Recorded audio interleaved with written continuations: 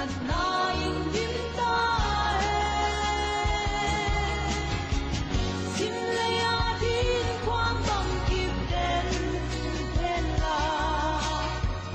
wal sol na in kwan suat sak be mo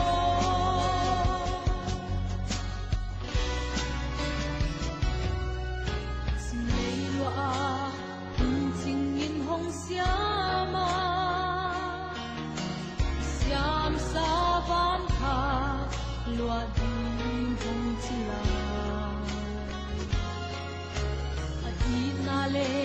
xiam na o asang i le ta swanga sang tam pi xiam hi Zolin kite na siang ko namin phat na in dim ta sim le a din kwang bang kip den